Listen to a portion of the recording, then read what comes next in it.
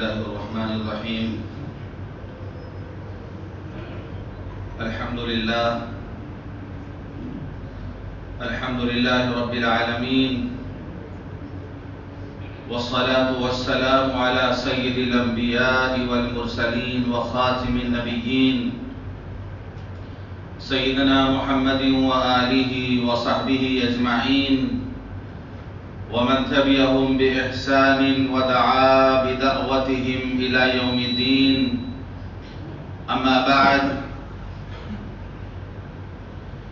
عن علي بن أبي طالب رضي الله عنه قال: قال رسول الله صلى الله عليه وسلم: يوشك أن يأتي على الناس زمان لا يبقى من الإسلام إلا اسمه، ولا يبقى من القرآن إلا رسمه، مساجدهم عامرة وهي خراب من الهدى، أو كما قال عليه الصلاة والسلام. رواہ البیہقی. محترم بزرگوں، دوستوں اور دینی بھائیوں، ابھی میں نے آپ حضرات کے سامنے سنن بیہقی کی ایک حدیث پڑھی ہے. اس حدیث کے راوی ہیں داماد رسول چوتھے خلیفہ حضرت علی مرتضی کرم اللہ وجہہ. اس حدیث کی تشریح سے پہلے جملہ معترضہ کے طور پر ایک سوال ہے کہ آپ نے اگر سیرت کی کتاب پڑھی ہوگی اور صحابہ کرام کی سیرت آپ نے پڑھی ہوگی، یا جس کتاب میں صحابہ کرام کا تذکرہ ہے، ان کے واقعات کا ذکر ہے، اس کو آپ نے اگر پڑھا ہوگا تو ہر صحابی کے نام کے آگے رضی اللہ عنہ لکھا رہتا ہے، اور زیادہ تر حضرت علی رضی اللہ عنہ کے نام کے آگے کرم اللہ وجہ لکھا رہتا ہے. دونوں میں کیا فرق ہے کہ حضرت علی رضی اللہ عنہ کے نام کے آگے علی کرم اللہ وجہ لکھا رہتا ہے، رضی اللہ عنہ ہوتا ہے کہیں لیکن زیادہ تر کرم اللہ وجہ، اور صحابی کے نام کے آگے رضی اللہ عنہ. کیا فرق ہے دونوں میں؟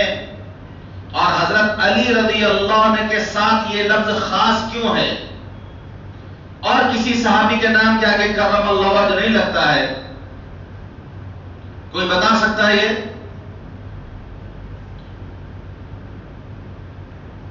کبھی آپ نے یہ سوال سنا؟ کبھی کسی کے ذہن میں یہ بات نہیں آئی کہ پوچھا جائے ایسا کیوں ہے؟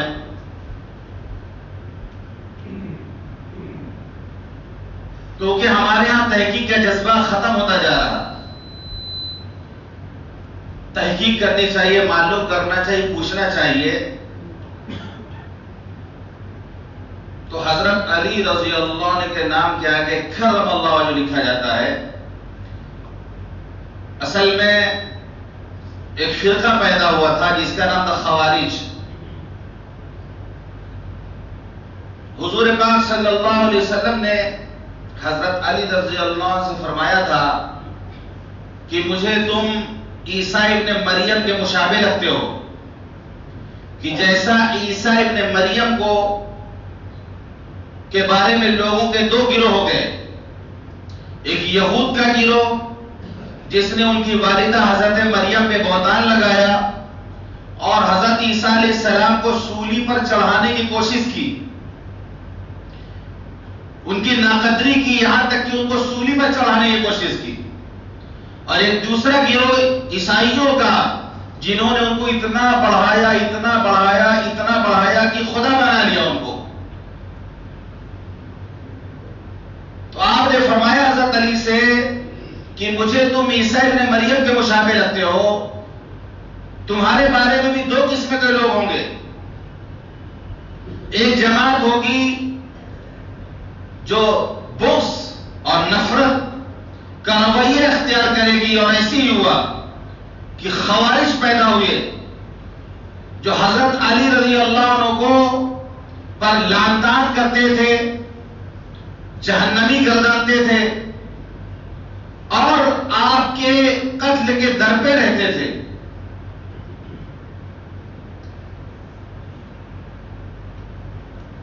وہ لوگ آپس میں کہتے تھے، حضرت علی کا جب نام آتا تھا تو دشمنی میں کہتے تھے سود اللہ وجہ، کہ نعوذ باللہ اللہ ان کے چہرے کو سیاہ کر دے، کالا کر دے.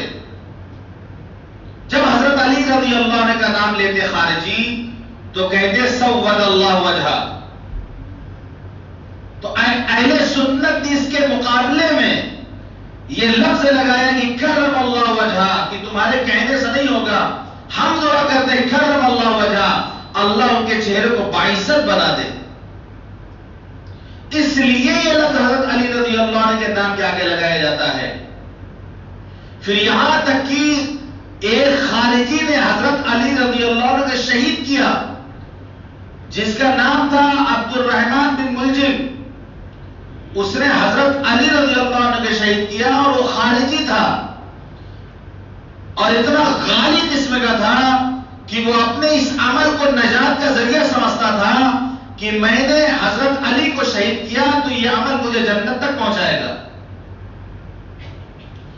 تو آپ کے بارے میں ایک جماعت ایسی گزری جس نے ایسی دشمنی کی، اور دوسری جماعت ایسی گزری اور ایسی پیدا ہوئی کہ حضرت علی کے محبت میں اتنا مبالغہ کیا یہاں تک کہ کہنے لگے کہ جبریل کو اللہ نے نبوت دینے کے لیے حضرت علی رضی اللہ عنہ کے پاس بھیجا تھا. حضرت جبریل سے غلطی ہو گئی، اشتباہ ہو گیا، انہوں نے بھول سے نعوذ باللہ محمد صلی اللہ علیہ وسلم کو نبوت دے دی. وہ حضرت علی رضی اللہ امامت کے قائل اور نبوت سے زیادہ ان کا مقام و مرتبہ سمجھتے ہیں. تو اس لیے حضرت علی رضی اللہ عنہ کے نام کے آگے کرم اللہ وجہ لگتا ہے.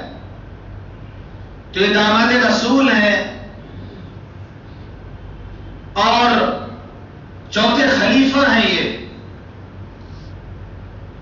یہ روایت کرتے ہیں کہ رسول اللہ صلی اللہ علیہ وسلم نے ارشاد فرمایا کہ ایک زمانہ آئے گا، آپ نے پیشین گوئی فرمائی اور اس حدیث میں آپ نے 3 پیشین گوئی فرمائی. یوشک ان یاتی علی الناس زمان، کہ ایک زمانہ ایسا آئے گا لا یبقى من الاسلام الا اسم، کہ اسلام کا صرف نام باقی رہ جائے گا، اس کی روح ختم ہو جائے گی. ہم آج غور کریں تو آج حضور پاک صلی اللہ علیہ وسلم کے پیشین گوئی حرف و بحرف پوری ہو رہی ہے کہ نام کا مسلمان رہ جائے گا، وہ کام کا مسلمان نہیں ہوگا. وہ اللہ کو مانے گا، اللہ کی نہیں مانے گا. وہ رسول کو مانے گا، رسول کی نہیں مانے گا. وہ قرآن کو مانے گا، قرآن کی نہیں مانے گا. نام مسلمان ہوگا لیکن کام مسلمان والا اس کا نہیں ہوگا. جس طرح غیر مسلم نماز نہیں پڑھتا وہ بھی نماز نہیں پڑھے گا، جس طرح غیر مسلم روزہ نہیں رکھتا وہ بھی روزہ نہیں رکھے گا، جس طرح غیر مسلم زکات نہیں دیتا وہ بھی زکات نہیں دے گا، جس طرح غیر مسلم حج نہیں کرتا وہ بھی حج نہیں کرے گا، جس طرح غیر مسلم جھوٹ بولتا ہے یہ بھی جھوٹ بولے گا، جس طرح غیر مسلم سود کھاتا ہے یہ بھی سود کھائے گا، جس طرح غیر مسلم بہتان لگاتا ہے یہ بھی بہتان لگائے گا. صرف نام کا مسلمان رہے گا، اسلام کی روح ختم ہو جائے گی. اقبال نے کہا تھا، یورپ کا دورہ انہوں نے کیا تھا، وہ لندن میں پڑھنے گئے تھے اور انہوں نے اپنا تبصرہ کیا کہ میں نے مغرب میں اسلام کو مسلمانوں کے بغیر پایا. میں نے مغرب میں اسلام کو مسلمانوں کے بغیر پایا اور جب میں مشرق آیا تو مشرق میں مسلمانوں کو اسلام کے بغیر پایا. یعنی اسلام کے جو اصول ہیں وہ میں نے مغرب میں پایا کہ وہاں لیکن اسلامی اصول وہ لوگ اپنائے ہوئے ہیں، اس لیے کامیاب ہیں۔ اور جب میں مشرق آیا میں نے مسلمانوں کو یہاں دیکھا، لیکن اسلام مجھے نظر نہیں آیا۔ مسلمان ہیں لیکن اسلام ان کی زندگی میں نہیں ہے۔ مثال کے طور پر ایک معمولی سی بات ہے کہ ہمیں یہ حکم دیا گیا، اسلام ہمیں یہ بتاتا ہے، خاص طور سے جو تاجر حضرات ہیں، جو دکاندار ہیں، جو تاجر ہیں، ہمارا مذہب یہ کہتا ہے کہ اگر کوئی کسٹمر، کوئی گاہک کوئی سامان خرید کے لے جائے،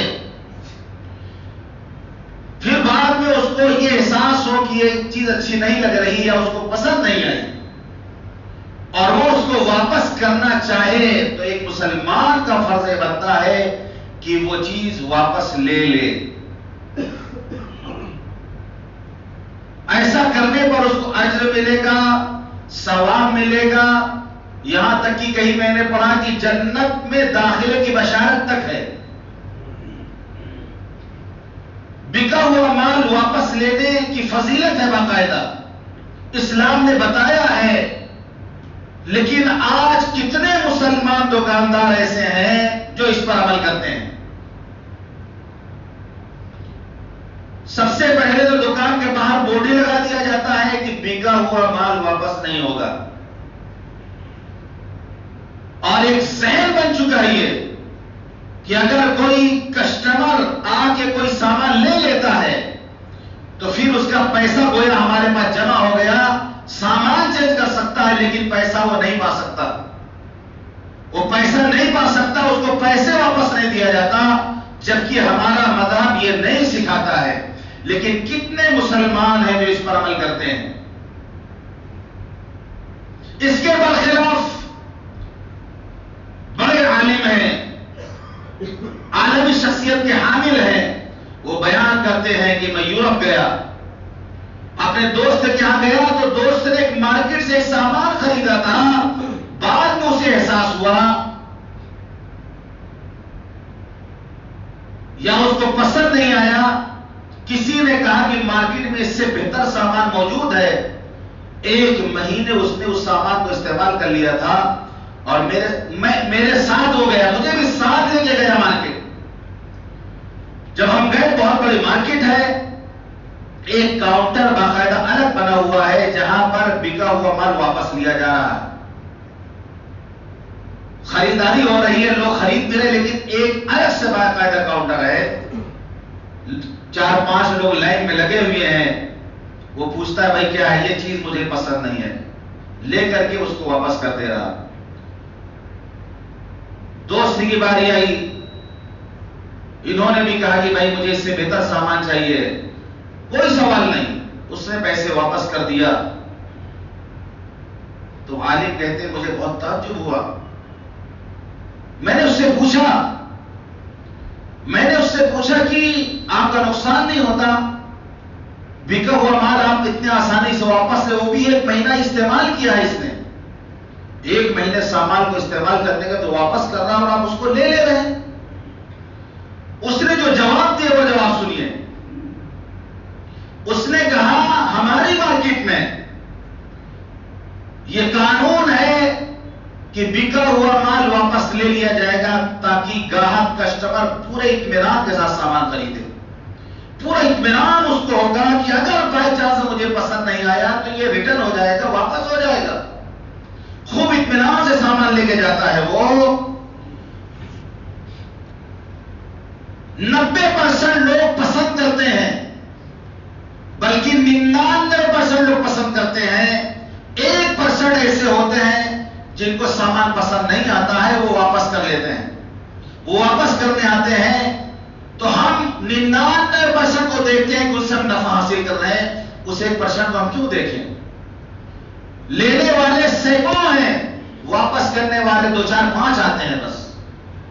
یہ بزنس کا طریقہ ہے جو ہم نے استعمال کر رکھا ہے، اختیار کر رکھا ہے، تاکہ ہمارا کسٹمر پورے اطمینان کے ساتھ سامان خریدے اور اطمینان کے ساتھ لے جائے۔ 1400 سال پہلے یہ طریقہ اسلام نے ہمیں بتایا تھا، لیکن استعمال کا ہو رہا یورپ میں ہو رہا،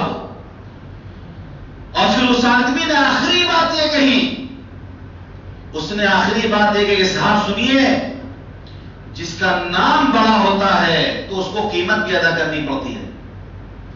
جب نام بڑا ہوتا ہے، کسی مارکیٹ کا کسی کمپنی کا نام بڑا ہوتا ہے تو پھر اس کو قیمت بھی ادا کرنی پڑتی ہے، چھوٹے چھوٹے کام کرنے پڑتے ہیں اس کو۔ تو مولانا نے کہا کہ مجھے یہ نصیحت ملی اور یہ جملہ یاد آیا کہ جس کا نام بڑا ہوتا ہے اس کو قیمت ادا کرنی پڑتی ہے۔ ہم مسلمان ہیں، هو سماکم المسلمین، اللہ نے ہمارا نام مسلمان رکھا، اتنی بڑی نسبت ہمیں حاصل ہے تو ہمیں اس کی قیمت بھی ادا کرنی ہوگی، ہمیں مسلمان ہونے کی قیمت بھی ادا کرنی ہوگی۔ کہ فرمایا وَعِبَادُ الرَّحْمَنِ الَّذِينَ يَمْشُونَ عَلَى الْأَرْضِ هَوْنًا، کہ اللہ کا جو بندہ ہوتا ہے، رحمان کا جو بندہ ہوتا ہے، وہ زمین پر پورے امن اطمینان کے ساتھ، سکون کے ساتھ چلتا ہے، وہ عقل کے نہیں چلتا، وہ تکبر سے نہیں چلتا، وہ اطمینان اور سکون کے ساتھ چلتا ہے۔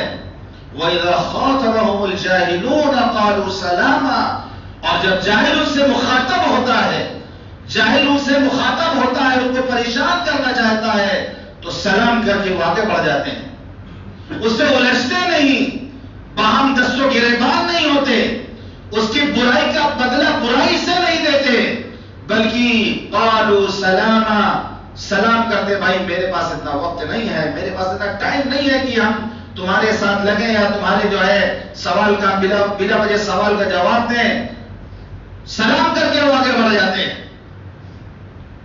اگر انہوں نے برائی کا بدلہ برائی سے دے دیا تو دونوں میں فرق کیا رہ گیا؟ پھر رحمان کے بندے کیسے ہوئے ہو؟ ایک بزرگ نے دیکھا ایک بچھو ڈوب رہا تھا، بچھو ڈوب رہا تھا پانی میں، جلدی سے اس کو بچانے کے لیے ہاتھ بڑھا دیا۔ بچھو کی عادت تو جانتے ہیں آپ، جب ہاتھ بڑھایا اس کو لینے کے لیے تو اس نے ان کے ہاتھ میں ڈنک مار دیا، اس نے ڈنک مار دیا۔ پھر دوبارہ انہوں نے کوئی چیز لی، کوئی پتا لیا جس کے ذریعے اس کو نکالنا چاہا، تو ایک آدمی دیکھ رہا تھا، اس نے کہا کہ میں دیکھ رہا ہوں کہ آپ اس بچھو کو بچانا چاہتے ہیں، آپ اس بچھو کو بچانا چاہتے ہیں، اس کے بعد اس نے آپ کو ڈنک مار دیا، پھر بھی آپ اس کو بچانا چاہتے ہیں اور آپ نے اس کو نکالنے کی کوشش کی۔ تو بزرگ نے جواب دیا، مجھے معلوم ہے بچھو کا کام ہے ڈنک مارنا، بچھو کا کام ہے تکلیف پہنچانا، یہ اس کی فطرت ہے، یہ اس کی عادت ہے۔ جب یہ اپنی غلط عادت کو نہیں چھوڑ سکتا، جب یہ اپنی غلط عادت کو نہیں چھوڑ سکتا تو ہم مسلمان ہیں، ایمان والے ہیں، ہم اس کی وجہ سے اپنی اچھی عادتوں کیسے چھوڑ دیں؟ کوئی مصیبت میں مبتلا ہو، کوئی پریشانی میں مبتلا ہو، ہم مسلمان ہو کر اس کو اس حال میں چھوڑ دیں؟ جب وہ غلط ہو کے اپنا غلط طریقہ نہیں چھوڑ سکتا تو ہم صحیح ہو کر اپنا اچھا طریقہ کیوں چھوڑ دیں؟ اگر نام ہمارے ساتھ مسلمان کا لگا ہے تو ہمیں قیمت بھی ادا کرنی پڑے گی، ہمیں وہ نبی اخلاق پیش کرنے پڑیں گے جس سے زمانہ متاثر ہوگا، جس سے دنیا متاثر ہوگی، اور وہی نبی کے اخلاق کو لے کر صحابہ کرام جہاں بھی گئے اللہ نے انہیں عزت عطا فرمائی، بلندی کے مقام پہ اللہ نے انہیں پہنچایا، اور جب سے مسلمانوں نے اسلام کے طریقے کو چھوڑا ذلت کی زندگی گزار رہی ہے۔ بات کیا تھی کہ نہ قیصر و کسریٰ سے دبے چند وہ لوگ کی اونٹوں کے چرانے والے، جن کو کافور پہ ہوتا تھا نمک کا دھوکہ، بن گئے دنیا کی تقدیر بنانے والے۔ کہ صحابہ کرام جب انہوں نے پہلی بار نمک کو دیکھا، پسا ہوا نمک، تو سوچا کافور سمجھ کے اس کو جو کھانے میں استعمال کرنے لگے، نمک کو کافور سمجھا۔ چپاتی روٹی جب عجم میں نکل کے عرب سے آیا، عجم میں چپاتی روٹی کو رومال سمجھ کے اس میں ہاتھ پوچھا انہوں نے۔ وہ کھجور کھانے والے، اونٹنے کا دودھ پینے والے جب عجم میں آتی چیزوں کو دیکھا تو پہچان نہیں سکے، لیکن قیصر و کسریٰ کو تہو بالا کر کے انہوں نے رکھ دیا۔ ایسی بنیاد رکھی، ایسی مضبوط بنیاد رکھی کہ جہاں بھی گئے لوگوں نے دل میں ان کو جگہ دی، اور جب وہ علاقے سے واپس ہونے لگتے تھے لوگ ہاتھ جوڑتے تھے، آپ کے ہندوستان میں محمد بن قاسم آئے تھے اور انہوں نے سندھ کو فتح کیا تھا. جب واپس جانے لگے تھے تو سندھ کے غیر مسلم ہاتھ جوڑ کے رو رہے تھے کہ آپ واپس نہ جائیں. آپ جب سے آئے ہمیں سکون ملا ہے، ہمیں سکون ملا ہے، ہمیں امن اطمینان ملا ہے.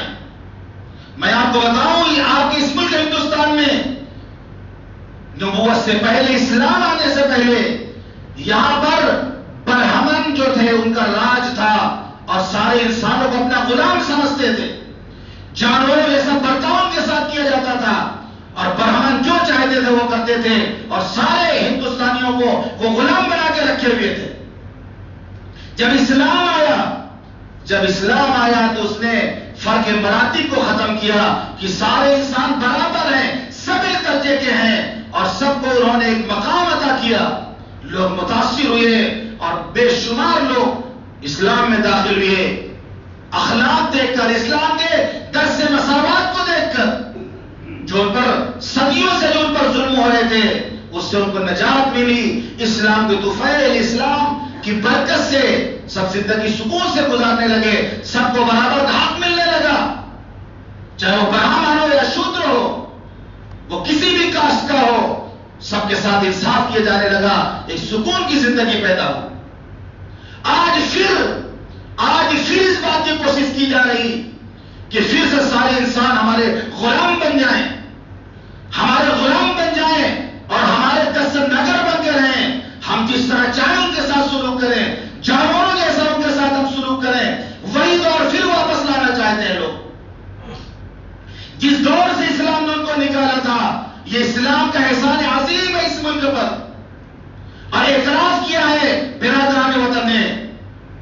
آج پھر اس بات کی کوشش کی جا رہی ہے کہ برہمنیت کا راج ہو اور سارے ہندوستانی ان کے غلام بن کے رہیں، ان کے ماتحتی میں رہیں. جنگل کا راج چلے یہاں پر، جنگل کا قانون یہاں پہ چلے. لڑائی اسی بات کی ہے، کوشش اسی بات کی جا رہی. لیکن ہم مسلمان ہیں، ہمیں نبوی جو اخلاق بتایا گیا ہے، جو اخلاق کا جو درس دیا گیا ہے، وہ ہمارے لیے مشعل راہ ہر زمانے میں. ہمیں ان اخلاق کو اپنانا ہوگا. ہمیں جذبات سے کام نہیں کرنا، ہمیں رد عمل نہیں کرنا، ہمیں تو لائحہ عمل بنانا ہے کہ ہر چیز کا کیا راستہ، اچھا راستہ کیا نکلتا ہے. یہاں پر اس ملک میں ایک طبقہ ایسا ہے جو ایسا کام کرنا چاہتا ہے کہ مسلمان جذبات میں آئے، مسلمانوں کو بھڑکانا چاہتا ہے، مسلمانوں کو جذبات میں لانا چاہتا ہے کہ جذبات میں آ کر یہ اول پھول بکے، یہ جذبات میں آ کر یہ جو ہے غلط قدم اٹھائیں. اور پھر جو ایک بڑا طبقہ اس ملک میں جو اچھے لوگوں کا ہے، ایک بڑا طبقہ جو پڑھا لکھا ہے، جو سنجیدہ طبقہ ہے، جب انہیں پتا چلے گا کہ مسلمانوں کا یہ رد عمل ہے تو مسلمانوں کی طرف سے وہ طبقہ بھی بدگمان ہوگا. پھر آپ کے ملک کا ایک بہت بڑا طبقہ ہے جو سیکولر ہے، جس کا ذہن بہت اچھا ہے، جو غلط کو غلط سمجھتا ہے، جو ظلم کو ظلم سمجھتا ہے اور ظلم کے خلاف آواز اٹھاتا ہے. آپ کے اس ملک میں کتنے برادران وطن ہیں جو ظلم کے خلاف آواز اٹھاتے ہیں، جو ظلم کے خلاف بولنا جانتے ہیں، جو انسانیت کے ساتھ قدم سے قدم ملا کے، کندھے سے کندھا ملا کے چلنا جانتے ہیں. اس طبقے کو دور کیا جا رہا کہ مسلمان ایسے بیانات دیں، ایسے اقدامات کریں تو مسلمانوں کو جوش سے کام نہیں کرنا، ہوش سے کام کرنا ہے. دشمنوں کی پالیسی اور ان کے پلانی کو سمجھنا پڑے گا اور پھر اس کا لائحہ عمل کیا ہوگا. رد عمل ہمارے یہاں نہیں ہے کہ ہم احتجاج کریں، رد عمل کریں. لائحہ عمل طے کرنا پڑے گا کہ ہمیں اچھے اخلاق پیش کرنے پڑیں گے. جو ہمارے ساتھ برا سلوک کرے گا اس کے ساتھ بھی اچھا سلوک کرنے کی تعلیم دی ہے ہمارے مذہب نے. بہت مشہور واقعہ ہے جو حضور پاک صلی اللہ علیہ وسلم جب مکے میں رہتے تھے، جب آپ اپنے گھر سے جاتے تھے تو ایک بوڑھی عورت آپ کو کوڑا پھینکا کرتی تھی. بتایا جاتا ابھی بھی آپ اگر جو لوگ عمرہ کرنے یا حج کرنے گئے ہیں، جدھر صفا اور مروہ کی صحیح ہوتی ہے اس کے باہر جب بہت بڑا صحن بنا ہوا ہے جہاں پر حضور پاک صلی اللہ علیہ وسلم کی پیدائش والا مکان ہے، پیدائش والا مکان جہاں آپ کا مکان تھا، اس کے بعد وہیں پر ایک محل بنا ہوا ہے، پہاڑی کے اوپر صفا پہاڑی پر محل بنا ہوا ہے، اور وہاں پر محل میں 2 سوراخ بنے ہوئے ہیں۔ بتایا جاتا ہے کہ وہی جگہ ہے جہاں سے بوڑھی اور کوڑا پھینکا کرتی تھی۔ اس یادگار کو باقی رکھا گیا ہے۔ اس محل میں بہت اونچا محل ہے، لیکن بیچ میں 2 سوراخ اس میں بنائے گئے ہیں۔ اس زمانے میں 1400 سال پہلے پہاڑی رہی ہوگی، پہاڑی راستہ رہا ہوگا، اور حضور پاک صلی اللہ علیہ وسلم ادھر سے گزرتے رہے ہوں گے، کیونکہ جہاں پر وہ سوراخ بنا ہوا ہے، جب وہاں سے آپ حرم جائیں گے تو جو دروازہ ملے گا اس دروازے کا نام ہے بوابۃ النبی، یعنی نبی والا راستہ۔ وہ بہت چھوٹا سا دروازہ ہے لیکن وہ لاک رہتا ہے، تو اس سے اندازہ لگتا ہے کہ حضور پاک صلی اللہ علیہ وسلم اسی طرف سے گزرتے رہے ہوں گے۔ بوابۃ النبی ابھی بھی موجود ہے، وہ بند رہتا ہے۔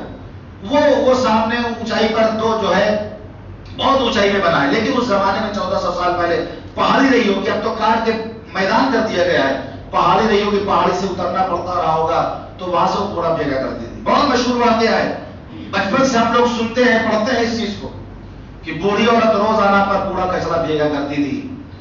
تو شاید پھر اس نے نہیں پھینکا تو حضور پاک صلی اللہ علیہ وسلم کو فکر ہوئی، آپ کو فکر ہوئی کہ جو بوڑھی عورت کوڑا پھینکا کرتی تو پھینک نہیں دیا آج کل، تو آپ جو ہے اس کے حالات معلوم کرنے کے لیے اس کے گھر تشریف لے گئے۔ بیٹی نے دیکھا، کانپ گئی کہ میری ماں ایسا سلوک کرتی تھی، شاید آج وہ بیمار پڑ گئی جو بدلہ لینے کے لیے آ گئے ہیں۔ اور جب دروازہ کھولا اندر آپ تشریف لے گئے اور آپ نے فرمایا کہ آپ مجھ پر روزانہ کوڑا پھینکا کرتی تھی، چند دنوں سے کوڑا نہیں آ رہا، تو مجھے فکر ہوئی کہ آخر کیا ہو گیا۔ شاید اس وقت پورے مکے میں کوئی اس بوڑھی کو دیکھنے نہ آیا ہوگا، اس مکے میں کوئی مرد کوئی عورت اس بوڑھی کو نہیں دیکھنے گئی ہوگی، اس کی بیماری میں اس کی عادت کرنے کوئی نہ پہنچا ہوگا، لیکن آپ پہنچ گئے کہ روزانہ کوڑا گرتا تھا میرے اوپر، چند دنوں سے نہیں گر رہا، آخر ماجرا کیا ہے؟ معلوم ہوا کہ وہ بڑی بیمار ہے۔ آپ اس کی عادت کے لیے تشریف لے گئے، قسم خدا کی ایسا اخلاق دیکھ کر وہ کلمہ پڑھے گی کہ نہیں پڑھے گی کہ ہم جس کو ستاتے تھے، جس پر کوڑا پھینکا کرتے تھے، پورے مکے میں کوئی مجھے پوچھنے نہیں آیا، یہ ایک اللہ کا بندہ تھا جس کو میری فکر ہوئی اور مجھے دیکھنے کے لیے، مجھے پوچھنے کے لیے آیا۔ آج ہم یہ کام کرتے ہیں، ہمارے جو محلے میں جو بیمار ہیں، ہمیں پتا ہوتا ہے کہ ہم ان کی عادت کے لیے جاتے ہیں، کبھی ہم ہاسپٹل وزٹ کریں، آپ کے مالدار لوگ ہیں، ہاسپٹل وزٹ کریں، آپ پھل ہاتھ میں لے کے جایا، کتنے مریض آپ کو سرکاری اسپتالوں میں ایسے ملیں گے کہ 6 مہینے سے وہ اسپتالوں میں پڑے ہیں، گھر کا کوئی فرد ان سے پوچھنے بھی نہیں آتا۔ جس دن آپ پھل لے کر آپ ان کے پاس جائیں گے، وہ بیٹے کی طرح آپ کو گلے لگا کے بلک بلک کر روئیں گے، وہ کہ میرا رشتہ دار مجھے پوچھنے نہیں آیا، میرا رشتہ دار مجھے پوچھنے نہیں آیا۔ آپ آخر کون ہے، کون انسان ہے، کیسے مہان آدمی ہے آپ، کیا مجھ میری خیریت معلوم کرنے کے لیے آئے؟ یہ غلطی ہوئی ہم سے اس ملک میں، یہ غلطی مسلمانوں نے کی اس ملک میں، جس کی سزا جنہیں مل رہی ہے۔ یہ کام ہمیں بتایا گیا تھا اور ہمیں یہ خوشخبری سنائی گئی تھی کہ جو کسی مریض کی عادت کرنے لیے جائے گا، جو کسی مریض کو دیکھنے کے لیے جائے گا، 70,000 فرشتے اس کی مغفرت کی دعا کریں گے۔ تہجد کی بات نہیں کر رہا ہوں، اشراق چاشت کی یہ بات نہیں کر رہا ہوں، جو کسی مریض کی عادت کے لیے جائے گا، 70,000 فرشتے اس کی مغفرت کی دعا کرتے ہیں۔ حدیث میں آتا ہے جو کسی مریض کو دیکھنے جاتا ہے، جب تک وہ اس کے پاس بیٹھتا ہے، گویا وہ جنت میں بیٹھ کر اس کے میووں کو چن رہا ہوتا ہے۔ یہ ہمیں تعلیم دی گئی تھی، ہمیں بتایا گیا تھا۔ یہ غلطی ہوئی ہم سے، یہ غلطی ہوئی ہے اس ملک میں مسلمانوں سے کہ ہم نے اپنے اچھے اخلاق کو پیش نہیں کیا۔ آج ضرورت اس بات کی ہے کہ ہم اچھے اخلاق سے آراستہ ہوں، ہم نام کے مسلمان نہیں، کام کے مسلمان بنے۔ بنے، بات کے پکے بنے. آپ نے فرمایا لا ایمان لمن لا عہد لہ، لا ایمان لمن لا امانۃ لہ ولا دین لمن لا عہد لہ. جس کے پاس امانت داری نہیں ہے اس کے پاس ایمان نہیں ہے. جو عہد کی پابندی نہیں کرتا اس کے پاس دین نہیں ہے.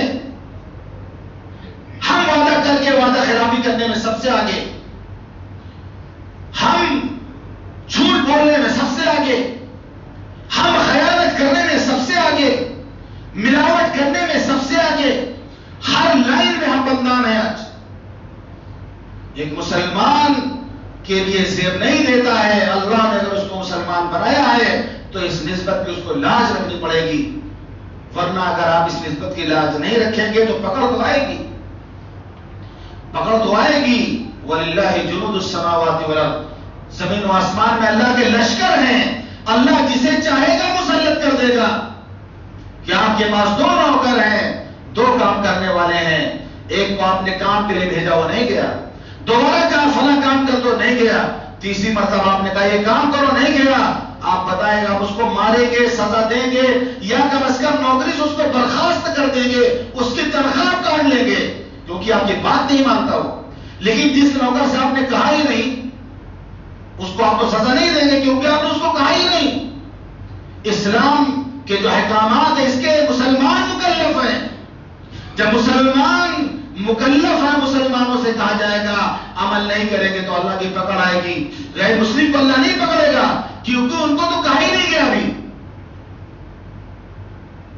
برادران وطن کو پکڑا نہیں جائے گا، غیر مسلموں کا نہیں پکڑا جائے گا کیونکہ اس سے تو کہا ہی نہیں گیا. کہا تو مسلمانوں سے گیا ہے. آپ نہیں کریں گے تو پکڑ آئے گی، اللہ کی مار پڑے گی، سختی ہوگی، تنگی میں مبتلا ہوں گے آپ. تو ہم نام کے مسلمان نہ بنے، اپنے بچوں کی اچھی تربیت کریں، اپنے بچوں کو اچھی تربیت کریں، ادب سکھائیں ان کو. سب سے بڑی کمی آج یہ ہے کہ مسلمان اپنے بچوں کی اچھی تربیت نہیں کر رہے ہیں، ادب نہیں سکھا رہے ہیں. ورنہ آج ہمارے یہاں یہ تالاب، یہ پارک کا یہ حال آج نہ ہوتا. حکومت کیا کر سکتی ہے؟ خوبصورت تالاب، خوبصورت پارک بنا کے اس نے آپ کو دے دیا، خوبصورت خوبصورت گھاس لگا کے دے دیا. یہی پارک میں کہہ رہا ہوں اگر کسی بغل علاقے میں ہوتا، کسی غیر مسلم علاقے میں ہوتا تو آج چمک رہا ہوتا، وہ چمک رہا ہوتا. جو مہینے بھر بھی نہیں گزرے، گھاس کا ایک دن کا نہیں بچا وہاں پر. گندگی کے ڈھیر، ایک پبلک پلیس ہے، آدمی بیٹھتا ہے وہاں جا کے. اگر پارک میں کرسیاں بنائی گئی ہیں تو پڑیا کھا کے تھوکنے کے لیے، سگریٹ بیٹھ کے پینے کے لیے، پان کھانے کے لیے پان چبائے اور وہی تھوکے آپ. اور کوئی بولنے والا نہیں ہوتا، پورے محلے میں کوئی بولنے والا نہیں ہوتا کہ اتنا خرچ کر کے اس کو سوارا بنایا گیا، تم یہاں پہ کیوں تھوکتے ہو. لیکن یہی کسی غیر مسلم علاقے میں ہو، کسی بنگالی محلے میں ہو، وہاں پر لوگ کھڑے ہو جائیں گے کہ تم نے یہاں پہ کیوں تھوکا، اس کو تمہیں صاف کرنا پڑے گا. ہمارے یہاں کمی اس بات کی ہے کہ کرنے والا ایک ہوتا ہے، 10 آدمی دیکھتے ہیں لیکن بولتا کوئی نہیں. غلط کے خلاف آواز کوئی نہیں اٹھاتا.